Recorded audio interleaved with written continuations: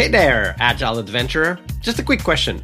What if, for the price of a fancy coffee or half a pizza, you could unlock over 700 hours of the best Agile content on the planet? That's audio, video, e-courses, books, presentations, all that you can think of.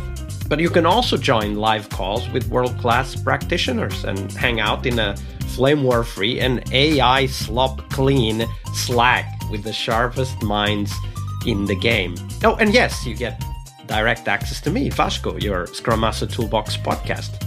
No, this is not a drill. It's the Scrum Master Toolbox membership. And it's your unfair advantage in the Agile world. So if you want to know more, go check out scrummastertoolbox.org/membership. That's scrummastertoolbox.org/membership. And check out all the goodies we have for you. Do it now. But if you're not doing it now, let's listen to the podcast. Hello, everybody. Welcome to our Success Thursday, the big question of the week, this week with Bernard Agrest. Hey, Bernard, welcome back. Hey, Vasco. Thanks so much. So Thursday is Success Day here on the podcast, and we'll talk about what success means for us in a second. But let's start with another question, one that is very helpful, hopefully, to get to that successful state. What's your favorite Agile retrospective format and why? Yeah, thanks, Vasco. My favorite is the 4Ls, liked, learned, laughed, and longed for. I think it's a simple but powerful framework. We're not just asking the same questions you always expect. And I think the longed for in particular asks people to reflect and connect the dots between how they felt and how they actually performed. And so I actually used this format a few months ago at one of the standing leadership meetings for the Workday implementation that I'm implementing right now. And I instituted this over a year ago. And I just had a hunch. This meeting's really not productive anymore, but I couldn't really explain why. And so, at the next meeting, I rolled out the 4Ls exercise, did a little bit of prompting and prep work before the actual meeting itself so people came prepared. And we had a really great conversation about how people felt and what people were specifically longing for was actually a different type of meeting. We realized that this group still needed to meet, but given where we were in the implementation cycle, it was much less about very big picture strategy and much more about all right, we need to make sure that leadership is aligned with execution for kind of these bigger deadlines that are now happening every couple of weeks.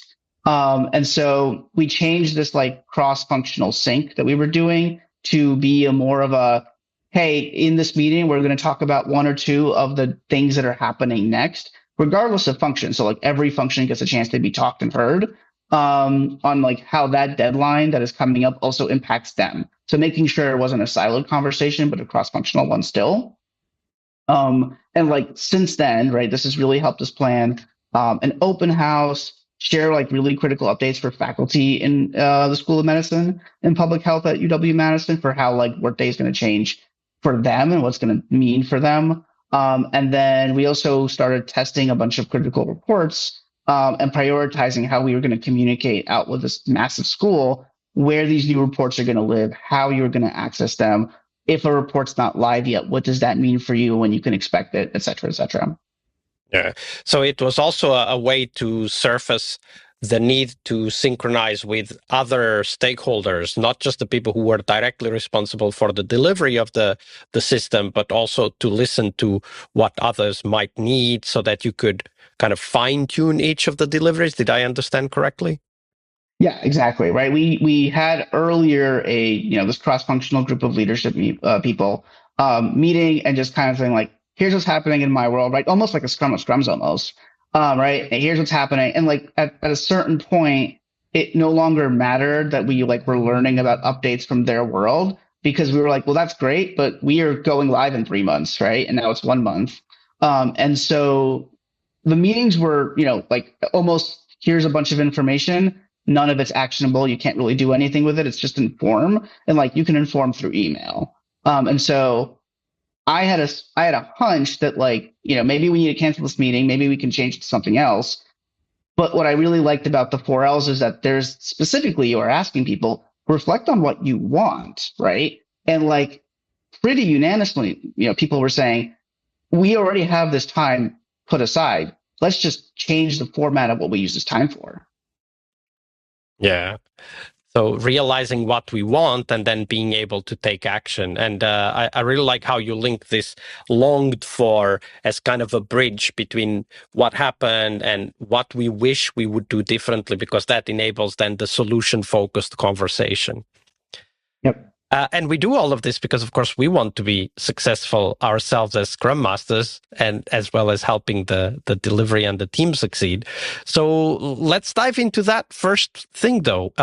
Bernard, for you, what does success mean for you as a Scrum Master?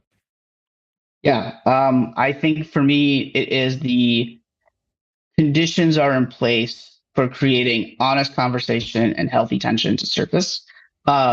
There's just no way a project is going to go without there being tension, disagreement, arguments, and too many organizations have a culture of fear, worried about reprisal, and so that's something that I work as best as I can to reduce. And I know that in my position, there's always going to be a little bit of that in an organization anyway. And so in my position, it's not that I can eliminate it, but if I can at least on my team and with the senior stakeholders that I'm engaging with, start to kind of nudge people away from that, that's how I view success.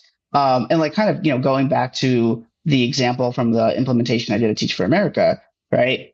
People weren't raising issues to be bothers, right? They weren't trying to be pains. They were saying, hey, I'm seeing an issue in this product that if fixed would both make my life better, but in making my life better would make the business run smoother. Right. And I think that once we can get to a point where it's not saying that every single person, has to, not every single person's voicing has to be accounted for in ton, but you can create the conditions for people to feel comfortable saying, hey, I have an issue here. And then one of the counter examples that I actually like talking about is the success metrics by dashboard. A clean dashboard that's full of green check marks means the project is delivering on time and above budget and all of that. But is it actually driving the change that we want, right? I've seen too many organizations use the green dashboard as an excuse to not engage with the staff and say hey, do you even know what is happening, right? Do you even know that this implementation is happening and what's going to do for you? Or is it just we've got all these greens because somebody thinks it's green, but nobody's actually engaging with people? Yeah. Well, one of the tools that I've used in the past, especially in my past as a project manager, is to start all the dashboard items as red. And you wouldn't believe the amount of conversation that comes up, because then we really have to talk about the topics, right? Like when you start it as green, we called it watermelon projects, where you have it green on the outside but completely red on the inside, right? I love that. But if you start with the red, then people go, hey, why is this red? And you might say something as simple as, well, we haven't started yet, so we don't really know. So it has to stay red because we have no indication it's working, right? Or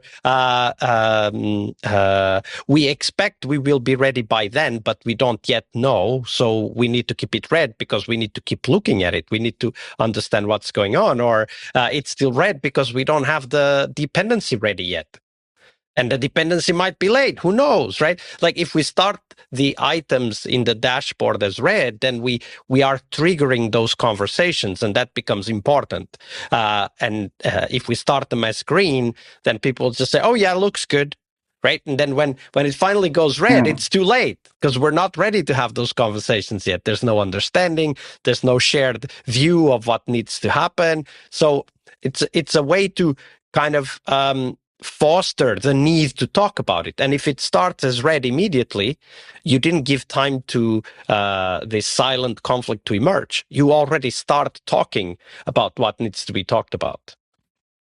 That's awesome. I don't think I've ever heard of that before.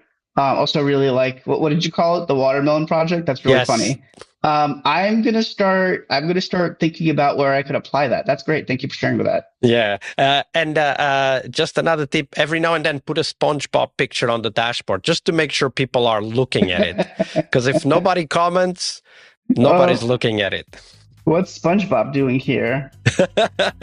That's very funny. Thank you for sharing that, Bernard.